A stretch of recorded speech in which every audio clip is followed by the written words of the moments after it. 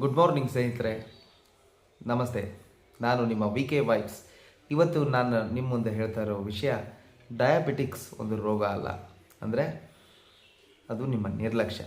ಯಾಕೆ ಈ ಮಾತನ್ನು ನಿಮಗೆ ಪರ್ಟಿಕ್ಯುಲರ್ ಹೇಳ್ತಾ ಇದ್ದೀನಿ ಅಂದರೆ, ಭಾರತ ದೇಶವನ್ನು ಈಗ ಡಯಾಬಿಟಿಕ್ ರೋಗಿಗಳ ರಾಜಧಾನಿ ಅಂತ ಕರಿತಾ ಇದ್ದಾರೆ.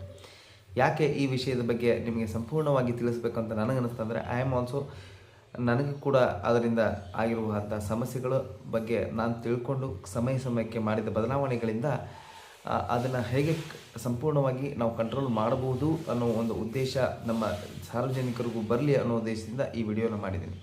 ಮೊದಲನೇದಾಗಿ ಏನು ಡಯಾಬಿಟಿಸ್ ಅಂತಂದರೆ ಏನು, ಏಕೆ ಮತ್ತು ಹೇಗೆ, ಏನು ಮತ್ತು ಹೇಗೆ ಅನ್ನೋದ್ರ ಬಗ್ಗೆ ನಿಮಗೆ ಒಂದು ಸಂಪೂರ್ಣವಾದ ಮಾಹಿತಿಯನ್ನು ನೀಡಬೇಕು ಅಂತಂದರೆ, ಡಯಾಬಿಟಿಸ್ ಅಂತಂದರೆ ಏನು? ಡಯಾಬಿಟಿಸ್ ಅನ್ನೋದು ಒಂದು ನಿಮ್ಮ ದೇಹದ ಸ್ಥಿತಿ.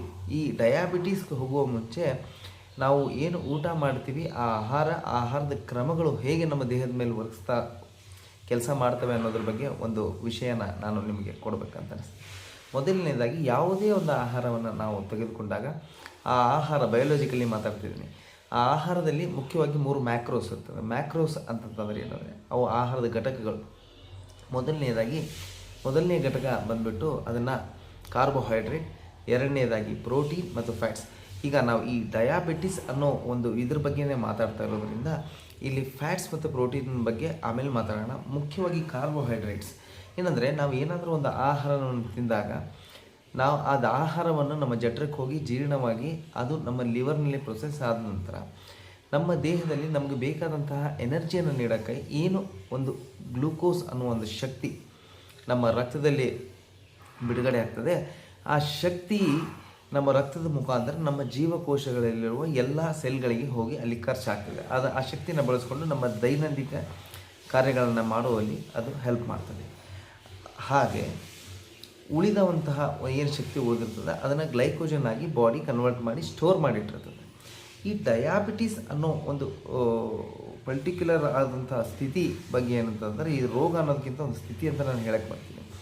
ಈ ಸ್ಥಿತಿಯಲ್ಲಿ ಏನಾಗ್ತದೆ, ಒಬ್ಬ ವ್ಯಕ್ತಿ ತಾನು ಊಟ ಮಾಡಿದ್ದನ್ನು ಊಟವನ್ನು ಈ ಏನು ಜೀರ್ಣಿಸಿ ಅದರೊಳಗಿನ ಸಕ್ಕರೆ ಅಂಶವನ್ನು ಅಂದರೆ ಗ್ಲೂಕೋಸ್, ಈ ಗ್ಲೂಕೋಸ್ನಲ್ಲೂ 3 ರೀತಿ ಬರ್ತದೆ ಸ್ನೇಹಿತರೆ. ಒಂದನೇದು ಬಂದುಬಿಟ್ಟು ಗ್ಲೂಕೋಸ್, ಎರಡನೇದು ಸುಕ್ರೋಸ್, ಮೂರನೇದು ಫ್ರುಕ್ಟೋಸ್, ಇನ್ನೊಂದು ಲ್ಯಾಕ್ಟೋಸ್ ಅಂತ ಕೂಡ ಬರ್ತದೆ. ಇದು ಏನಪ್ಪ ಅಂತಂದರೆ, ನಾವು ಉಂಡಂತಹ ಈಗ ನಾವು ಬಹಳ ಕನ್ಫ್ಯೂಷನ್ ಮಾಡ್ಕೊಳೋದು ಬೇಡ, ಈ ಗ್ಲೂಕೋಸ್ ಬಗ್ಗೆನೇ ಮಾತಾಡೋಣ. ಈ ಗ್ಲೂಕೋಸ್ ಅನ್ನೋ ಅಂಶ ನಮ್ಮ ರಕ್ತದಲ್ಲಿ ಬಿಡುಗಡೆ ಆದಮೇಲೆ ನಮ್ಮ ದೇಹದ ಪ್ರತಿಯೊಂದು ಜೀವಕೋಶಗಳಿಗೂ ಇದು ಹೋಗಬೇಕಂತಂದರೆ ಅಲ್ಲಿ ಬೇಕಾಗಿರುವಂಥ ಒಂದು ಮುಖ್ಯವಾದ ಪಾತ್ರ ವಹಿಸುವ ಒಂದು ಹಾರ್ಮೋನ್ ಇದೆ. ಆ ಹಾರ್ಮೋನೇ ಇನ್ಸುಲಿನ್. ಈಗ ಆ ಇನ್ಸುಲಿನ್ ಅನ್ನೋ ಹಾರ್ಮೋನ್ ಏನು ಮಾಡುತ್ತೆ, ನಿಮ್ಮ ಬ್ಲಡ್ ಶುಗರ್ ಜೊತೆ ಏನು ನಿಮ್ಮ ರಕ್ತದಲ್ಲಿ ರಿಲೀಸ್ ಆದಂಥ ಶುಗರ್ ಜೊತೆಗೇ ಟ್ರಾವೆಲ್ ಮಾಡಿ ಅದೊಂದು ರೀತಿ ಕೀ ಇದ್ದಂಗೆ ಸೆಲ್ಗಳ ಬಾಗಲ ಓಪನ್ ಮಾಡ್ತದೆ. ಆ ಇನ್ಸುಲಿನ್ನ ಓಪನ್ ಮಾಡಿದಾಗ ನಿಮ್ಮಲ್ಲಿರುವ ಶುಗರ್ ಗ್ಲೂಕೋಸ್ ಅಂಶವನ್ನು ಆ ಸೆಲ್ ಹೀರ್ಕೊಳ್ತವೆ. ಈ ರೀತಿಯಾಗಿ ಕೆಲಸ ಮಾಡ್ತಾ ಇರ್ತದೆ. ಈ ಡಯಾಬಿಟಿಸ್ ಅನ್ನೋ ವ್ಯಕ್ತಿಗಳಲ್ಲಿ 2 ಕಂಡೀಷನ್ಸ್ ಬರ್ತದೆ.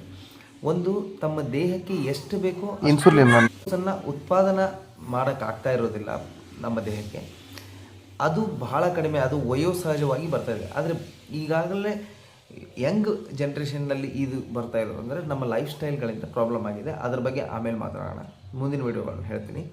ಈಗ ಮುಖ್ಯವಾಗಿ ನಿಮ್ಮ ದೇಹದಲ್ಲಿ ಇನ್ಸುಲಿನ್ ಏನು ನಿಮ್ಮ ಸೆಲ್ ಆ ಇನ್ಸುಲಿನ್ ಪ್ರೊಡ್ಯೂಸ್ ಮಾಡಿದ ಇನ್ಸುಲಿನ್ಗೆ ರಿಯಾಕ್ಟ್ ಮಾಡೋದಿಲ್ಲ, ಅಂದರೆ ಅದಕ್ಕೆ ರೆಸಿಸ್ಟ್ ಮಾಡ್ತದೆ. ಅದನ್ನು ಇನ್ಸುಲಿನ್ ರೆಸಿಸ್ಟೆನ್ಸ್ ಅಂತ ಕರೀತಾರೆ. ಅವಾಗ ಏನಾಗ್ತದೆ, ನಿಮ್ಮ ಬಾಡಿ ಒಳಗೆ ನಿಮ್ಮ ಬಾಡಿ ಲಿವರ್ನಿಂದ ರಿಲೀಸ್ ಆದಂತಹ ನಿಮ್ಮ ಗ್ಲೂಕೋಸ್ ಅಂಶ ಅತ್ಲಾಗೆ ಆ ಸೆಲ್ಗಳಲ್ಲೂ ಹೋಗೋದಿಲ್ಲ. ಆಮೇಲೆ ಈ ಬಾಡಿ ಒಂದು ಕೆಪಾಸಿಟಿ ಮೇಲೆ ಅದನ್ನೆಲ್ಲ ಸ್ಟೋರ್ ಮಾಡ್ತದೆ. ಅದೆಲ್ಲ ಸ್ಟೋರ್ ಮಾಡಿದ ನಂತರ ಏನು ಉಳಿದ ಅಂಶ ಏನಿರ್ತದಲ್ಲ ಗ್ಲೂಕೋಸೋರ, ಇಲ್ಲಿ ಸೆಲ್ಗಳು ಅದನ್ನು ತೊಗೊಳೋದಿಲ್ಲ. ಬಾಡಿ ಅದನ್ನು ಅತಿ ಹೆಚ್ಚಾಗಿ ಸ್ಟೋರ್ ಮಾಡೋಕ್ಕಾಗಲಾರದಲ್ಲಿ ಆಗಬಾರ್ದಂಥ ಒಂದು ಸ್ಥಿತಿಯಲ್ಲಿ ಆ ರಕ್ತದ ಅಂಶ, ಅದು ಸಕ್ಕರೆ ಅಂಶ ನಿಮ್ಮ ರಕ್ತದಲ್ಲೇ ಉಳಿದು ಓವರ್ಲೋಡ್ ಆಗ್ತದೆ.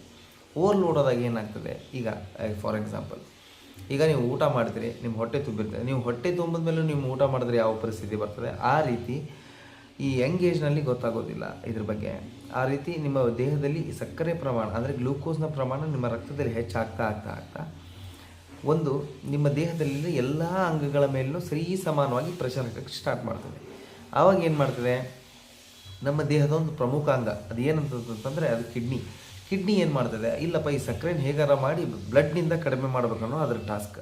ಆ ಟಾಸ್ಕನ್ನು ಅದು ಮಾಡೋಕ್ಕೋಸ್ಕರ ತಾನು ಆ ಬ್ಲಡ್ಗಳನ್ನ ಫಿಲ್ಟರ್ ಮಾಡಿ ಅದರೊಳಗಿನ ಗ್ಲೂಕೋಸನ್ನು ನಮ್ಮ ಯೂರಿನ್ ಮುಖಾಂತರ ದೇಹದಿಂದ ಪಾಸ್ ಮಾಡೋಕ್ಕೆ, ಅಂದರೆ ಉಚ್ಚೆಯ ಮುಖಾಂತರ ಪಾಸ್ ಮಾಡೋಕ್ಕೆ ಒಂದು ಪ್ರಯತ್ನ ಪಡ್ತದೆ. ಹಾಗೆ ಮಾಡಿ ಮಾಡಿ ಮಾಡಿ ಕ್ರಮೇಣ ಅದರ ಮೇಲೆ ಪ್ರೆಷರ್ ಜಾಸ್ತಿ ಆಗ್ತಾ ಆಗ್ತಾ ಆಗ್ತಾ ಏನಾಗುತ್ತೆ, ಅದು ತನ್ನ ಕಾರ್ಯಕ್ಷಮತೆಯನ್ನು ಕಳ್ಕೊಂಡ್ಬಿಡ್ತದೆ.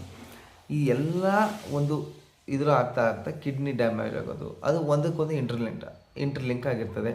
ಕಿಡ್ನಿ, ಲಿವರು, ನಿಮ್ಮ ದೇಹದಲ್ಲಿರುವ ನರಮಂಡಲದ ವ್ಯವಸ್ಥೆ ಇವೆಲ್ಲ ಹಾಳಾಗ್ತಾ ಬರ್ತದೆ. ಆದ್ದರಿಂದ ಇದು ನಾವು ಬೇಸಿಕ್ಕಾಗಿ ಈ ಎಲ್ಲ ವಿಷಯಗಳನ್ನು ತಿಳ್ಕೊಳ್ಳದೆ ನಮ್ಮ ಡಯಾಬಿಟಿಸ್ನ ನಾವು ಕಂಟ್ರೋಲ್ ಮಾಡೋಕ್ಕಾಗದೆ ಒದ್ದಾಡ್ತಾ ಇರ್ತೀವಿ. ಆದ್ದರಿಂದ ಈ ವಿಷಯವನ್ನು ತಮಗೆ ತಿಳಿಸಿರೋ ಮೇನ್ ಉದ್ದೇಶ ಏನಂತಪ್ಪ ಅಂತಂದರೆ, ಯಾವುದೇ ಒಂದು ಸಮಸ್ಯೆಯನ್ನು ಮೂಲದಲ್ಲಿ ನೀವು ಅರ್ಥ ಮಾಡ್ಕೊಳ್ಳದೇ ಇದ್ದರೆ ಅದಕ್ಕೆ ಪರಿಹಾರವನ್ನು ಕಂಡುಹಿಡಿಯೋಕ್ಕೆ ಸಾಧ್ಯವಾಗೋದಿಲ್ಲ. ಅದೇ ಕಾರಣಕ್ಕಾಗಿ ಮೂಲದಲ್ಲಿ ಇದೇ ಸಮಸ್ಯೆಯನ್ನು ಪರಿಹಾರ ಮಾಡಬೇಕು ಅಂತಲೇ ನಾನು ಈ ಡಯಾಬಿಟಿಕ್ ಅವೇರ್ನೆಸ್ ಸೀರೀಸ್ನ ಮಾಡಬೇಕು ಅಂತ ಹೇಳಿ ಇವತ್ತಿಂದ ಪ್ರಾರಂಭ ಮಾಡಿದ್ದೀನಿ. ನಾನು ಈ ಮುಂದಿನ ನನ್ನ ಬರ್ತಂಥ ವಿಡಿಯೋಗಳಲ್ಲಿ ಈ ಡಯಾಬಿಟಿಸ್ ಬಗ್ಗೆ ಇನ್ನಷ್ಟು ಮಾಹಿತಿ ಮತ್ತು ಇದನ್ನು ನಾವು ಮನೆಯಲ್ಲಿ ಯಾವುದೇ ಮೆಡಿಸಿನ್ಸ್ ಬಗ್ಗೆ ನಾನು ಮಾತಾಡೋಕ್ಕೆ ಹೋಗೋದಿಲ್ಲ. ಇಲ್ಲಿ ಯಾವುದೇ ಮೆಡಿಸಿನ್ಸ್ ಡಾಕ್ಟರ್ಸ್ ಬಗ್ಗೆ ನಾನು ಮಾತಾಡೋಕ್ಕೆ ಹೋಗೋದಿಲ್ಲ. ಯಾಕಂತಂದರೆ ನಮ್ಮ ಜೀವನದಲ್ಲಿ ಕೆಲವೊಂದು ಬದಲಾವಣೆಗಳ ಮುಖಾಂತರವೇ ನಾವು ಈ ಡಯಾಬಿಟಿಸ್ನ ನ್ಯಾಚುರಲ್ ಆಗಿ ನಾವು ಕಂಟ್ರೋಲ್ ಮಾಡ್ಕೋಬೋದು, ರಿವರ್ಸ್ ಮಾಡ್ಕೋಬೋದು. ಅದು ಹೇಗೆ ನಮ್ಮ ಮನಸ್ಸಿಗೆ ಹೆಂಗೆ ಅನಿಸುತ್ತೋ ನಾವು ಹೇಳ್ಕೋಬೋದು. ಅದಂಥ ಅವಕಾಶಗಳು ಏನಿದೆ, ಈ ಅವಕಾಶಗಳ ಬಗ್ಗೆ ನಮ್ಮ ಮುಂದಿನ ವಿಡಿಯೋಗಳಲ್ಲಿ ನಾನು ನಿಮಗೆ ತಿಳಿಸ್ಕೊಳ್ತಾ ಹೋಗ್ತೇನೆ.